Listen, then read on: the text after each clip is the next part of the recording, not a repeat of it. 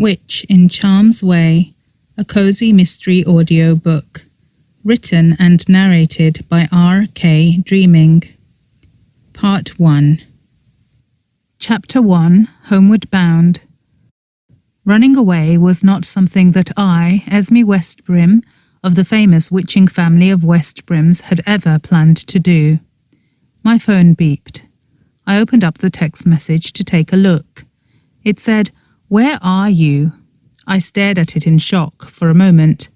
Then I hit delete and put the phone back in my pocket. I felt hunted. Paranoia, I told myself. It was past midnight. The lights above blinked on and off as the train juddered onwards through the night, making my empty carriage feel more than a little eerie.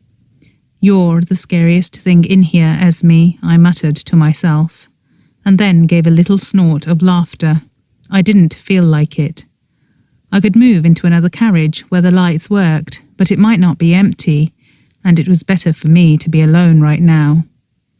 When the train shuddered to a halt, I looked out of the window, straining to see into the darkness.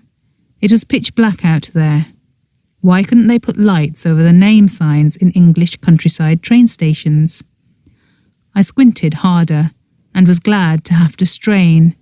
I couldn't see in the dark yet. That was good.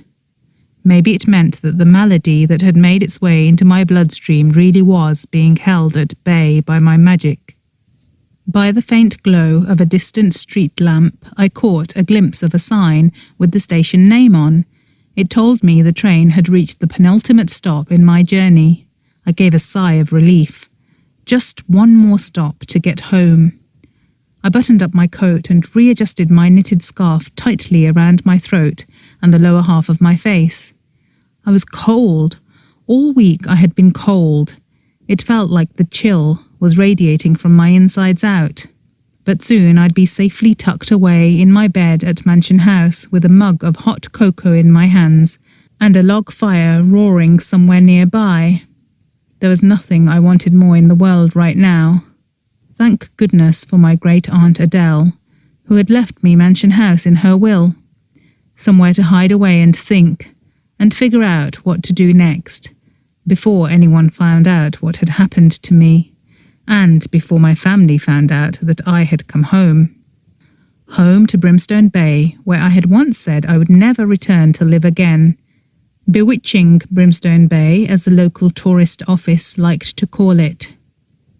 The train's engine died unexpectedly. Everything went quiet. All I could hear was my own jittering legs. The occasional hooting of an owl came from the otherwise great big silence outside. I didn't like it. "Come on, train. Let's get going," I muttered. The longer we sat here, the greater the chance someone might come into my carriage. My phone beeped. Unable to resist it, I opened up the text message. It said, "Don't ignore me. Where are you?" I glared at it and hit delete again. But my anger was mixed in with hurt. I was trembling. What they had done to me was the ultimate betrayal. Tears came to my eyes and I wiped them away. "Just think about happiness and it will be so," Granny Salma used to say. But the happiness magic had never worked for me. The train had been halted for what felt like a very long time. I glanced out of the window anxiously. I was relieved when the engines suddenly rumbled back to life. Just as the train was about to depart, a dark figure dashed past my window yelling, "Wait just 1 minute." The figure slammed into the doors of my carriage with a great thump. The doors swooshed open, admitting a blast of frigid air that made me grateful for my overlarge droopy beret and great big bundle of a scarf. As a man entered the carriage, I pulled my beret down lower over my face. I had a pair of big sunglasses inside my handbag. I would have put them on if I wasn't worried they would make me look even more conspicuous than I already felt. I waited for the man to go and sit on the opposite side of the carriage to me. This was what strangers in London would do, never wanting to be too close to each other if there was an alternative option. The guy was big and hulking. He was a dishevelled-looking sort, with a bushy, overgrown beard and a brownish stain all down the front of his hooded jacket. He came to plonk himself down right near me. I was immediately on edge. Couldn't he tell, just by looking at me with my face all covered up and my purposefully hunched-up body language, that I didn't want him anywhere near me? How rude. The train started up again, chugging resolutely towards Brimstone Bay. At least it was just one stop. My phone beeped again. I couldn't stop myself from reading it. "What's happened has happened," said the message. "Can we talk about it?" I stared in disbelief. Not even an apology, the nerve of it.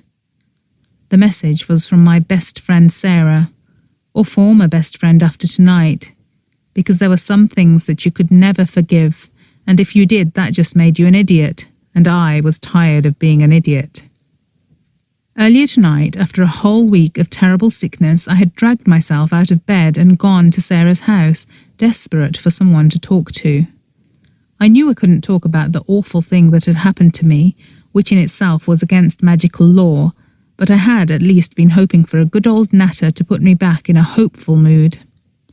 I had arrived to find my husband Drew's car outside Sarah's house. To my surprise, the front door had been ajar. Feeling concerned for Sarah, I had gone in and had seen something that I wished my eyes had never had to see. "Fluffiness is happiness" was my family motto, and in that moment the last traces of happiness that I'd had left in my rather limp balloon of the stuff had made a rude farting noise and floated away. If Sarah thought I was going to reply to her message, she had another think coming. She had probably only messaged me because Drew had told her to. He no doubt wanted to know where I was in case I was going to barge in on his sordid business again. It made me grind my teeth. I angrily typed out a message. "I never want to talk to you again. You can have him for all I care." I wanted to add a curse word or two, but I knew I would regret it, so I hit send before I could change my mind. It took only a few moments for the phone to beep again. "Don't say I didn't try, and for your information, I already have him." I ground my teeth and let out a quiet scream of rage. Then I shut up because I remembered I was no longer alone in the carriage. How mortifying. The stranger was now looking at me. His shifty eyes considered me the way a dog might eye up a rabbit to see if it was worth chasing. I looked away, out of the window, into the darkness, hiding my face from him. I could picture the two of them together even now. I'd bet the last tenner in my purse that Sarah would waste no time at all moving into the very nice Knightsbridge apartment that I had shared with Drew. They were probably there already. There together, while I was alone in a rattling old train carriage, with just one backpack hastily crammed full of a measly change of clothes and several big bottles of precious sunblock. I shifted uncomfortably. I could feel the stranger's eyes were still on me. It felt menacing. I had nothing to defend myself with, unless I squirted the sunblock on him. "Take that, you hulking beast." I took another quick peek at him. It was all I needed to confirm my original suspicion. The guy was a werewolf. Growing up without much magic in an entirely magical and paranormal community, I had learned a few things my peers hadn't needed to bother with, like being more attuned to the subtle signs that gave away what sort of eldritch being somebody was. It was something in the way that people carried themselves, or the look in their eyes, or the way that they spoke or chose to dress themselves. It all combined to tell me whether someone was a werewolf, or an incubus, or a succubus, or angelus, or any one of the other supernatural beings who lived in Brimstone Bay, unless they were trying to hide it. This guy was not. And by the way he was fidgeting and shuffling and kept rubbing his face, he was off his head on something too.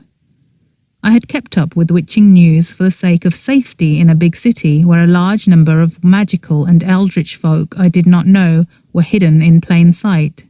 Just the other day I'd read in the Daily Oracle about a new dangerous magical stimulant that was doing the rounds. It would be just my luck if this werewolf was taking it. My phone beeped again. With gritted teeth, I opened up the message. My patience was gone. I was going to say something really mean to Sarah.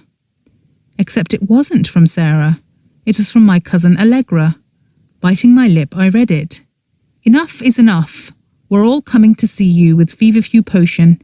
You better open your door, or we're coming straight in. Brace for impact. I felt a wave of panic.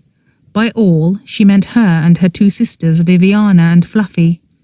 They were going to ether hop to London to rescue me. Due to being so ill this past week, I had skipped my usual weekly coffee date with Allegra and been terrible at replying to her texts. In the end, I'd been forced to admit to her that I'd had a fever. Now all three of them were coming to London, and they were going to find me missing. It was going to ruin my plan to quietly hide out. "Please don't, I'm fine," I quickly typed out.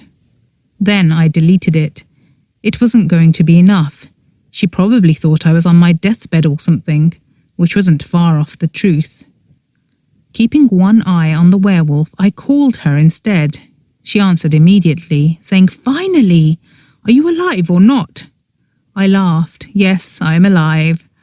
"Oh, good." She sounded relieved. "What was it?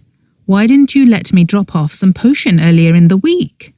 Why did you have to suffer like a humble?" "You know me, I just want to be alone when I'm sick." "But this is me we're talking about," she said, sounding offended. "Or is it that you thought I'd cramp your honeymoon, first sickness, lovey-dovey, new hubby, nursing you better style?" She made a gagging noise. I couldn't help but laugh. "Something like that," I lied. I hated lying to Allegra. "Where are you?" she said, suddenly sounding suspicious. I was paranoid she'd somehow heard the train in the background. It would be just my luck if the conductor chose this moment to make an announcement. "Actually, Allegra, I have to go," I said quickly. "Don't come around, I'm much better and we're a bit busy. But I promise to call you later, okay? Bye!" "Later when?" she demanded. But I pretended not to hear and hung up. I hoped I'd done enough to stave her off for a day or so. Later, I would have to think of a good enough reason to explain my behaviour. A sudden noise made me look up. The werewolf had gotten sick of sitting down. He had bounced to his feet and was pacing up and down the central aisle of the carriage, stomping harder than necessary. There was an aggressive touch to it, and he kept looking at me. Finally, he said, "All right, love," and came to sit in the seat opposite me. I tensed up. The guy was trouble. What did he want? Money? I couldn't afford to give him the last bit of money in my purse, and even if I could have, I refused to be intimidated into doing so. His shifty eyes scanned my face as if sizing me up. "Nice night, isn't it?" he said, scratching his nose. I didn't reply. It was best not to be confrontational. Perhaps my stoic silence would discourage him. He leaned closer and seemed to enjoy it when I shifted away. He gave me a sickly leer. If only I'd still had my pink hair to scare him off with. I had been born with it, a throwback to my family's magic wild heritage, and a sign to those in the know that I was a powerful witch, supposedly. But in the humble world, it had had the opposite effect of making people think I was ditzy. Drew had never liked it. I had dyed it brown a long time ago. No pink hair, plus all the signs I'd been living in the humble world for too long. Now this werewolf thought I was going to be easy pickings. "Bit late for you to be out all alone, isn't it?" he said. He had taken my silence as weakness. I glared at him. "I'm fine, thanks." "Yeah, you look fine." He looked me up and down. Then he looked at my handbag. Darn it, was he planning to mug me? I was sick of running away. I wanted to glare at him until he backed down, but what if he did not? It wouldn't be long until the train reached Brimstone Bay station, but at this time of night no one would be around. What if he decided to follow me to where he could corner me? I had a long walk ahead of me to get to Mansion House. I couldn't call for a taxi. My uncle Radagast ran the local taxi service, and he was the last person that I wanted to know about my coming home. "Excuse me," I said to the werewolf.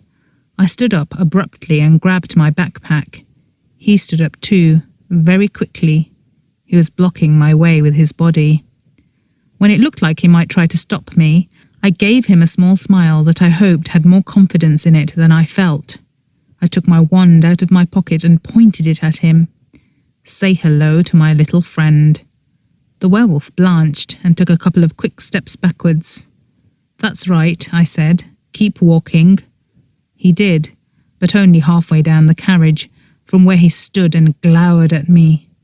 Darn it, he knew something was up. An angry witch would have done something to him by now, like singed that stupid beard off his face to teach him a lesson. But I didn't dare attempt to use my magic, and he was eyeing me up as if he was fast reaching this conclusion. "And stay there," I said in what I hoped sounded like a voice full of contempt, like one particular mean girl I had gone to school with. Witches and wizards were top of the pecking order in Brimstone Bay, and living so close by, this werewolf would know to be wary of a certain type of witch. Giving a snort of disgust, as if I couldn't bear to be in the same carriage as him, I opened up the interconnecting door that led to the next carriage. Only after stepping through it and shutting it firmly behind me did I let out a sigh of relief. "Stupid tweaking werewolf," I muttered to myself, thinking there was no one within earshot. And then I gave a little cry of shock. This carriage was not empty like I had thought. A man was sitting very still and quietly in a seat nearby. A man who was very different from the werewolf. This guy was dressed neatly in pressed tan trousers and a jacket that fit all too attractively over his broad shoulders. Even his trim beard was neat. I didn't usually like men with facial hair, but there was something undeniably appealing about this one. He looked vaguely familiar.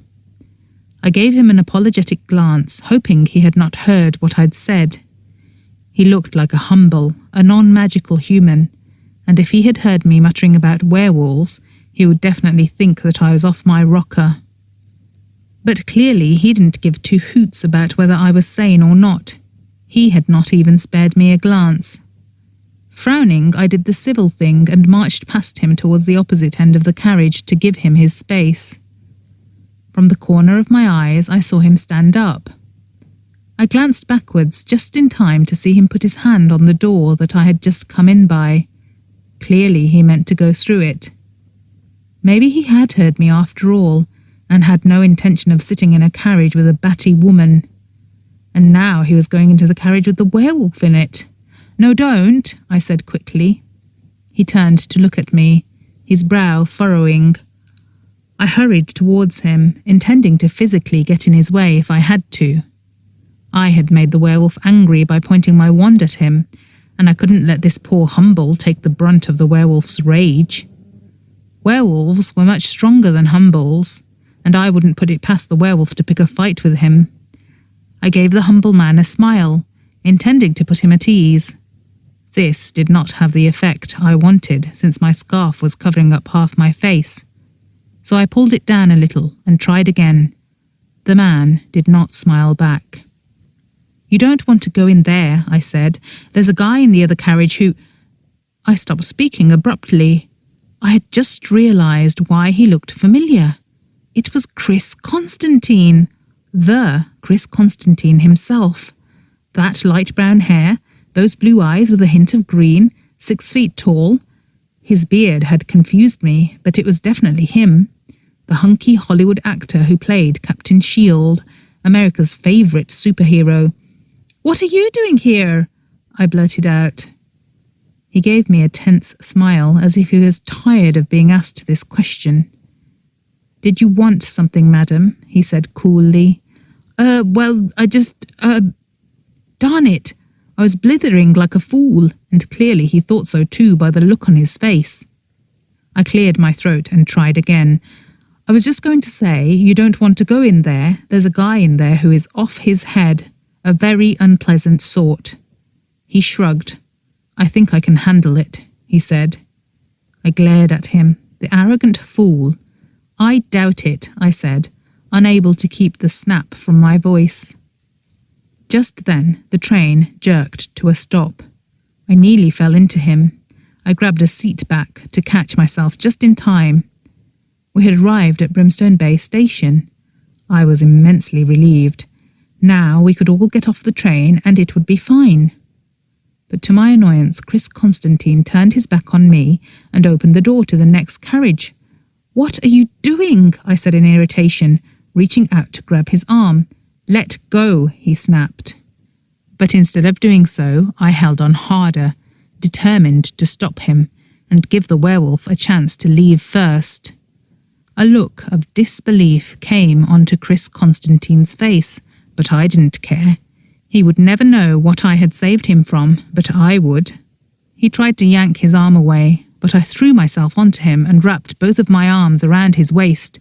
"Get off me," he said urgently. I held on and started laughing. I couldn't help it. I was forcibly hugging Chris Constantine. How Allegra would laugh, if only I could tell her about it. And Viv and Fluffy would be green with envy. He struggled to throw me off, and I enjoyed the brief tussle a bit more than was necessary. I was saving him, even if he didn't realize it. I looked past him to see where the werewolf was, and was astonished. The werewolf was staring at the both of us, his eyes wide with fright. And then he turned and ran out of the train as if his tail was on fire. Laughing harder, I let go of Chris Constantine. "Sorry about that," I said, between chuckles. "I was doing you a favour." Chris Constantine glared at me. "You stupid woman," he growled. "You've let him get away."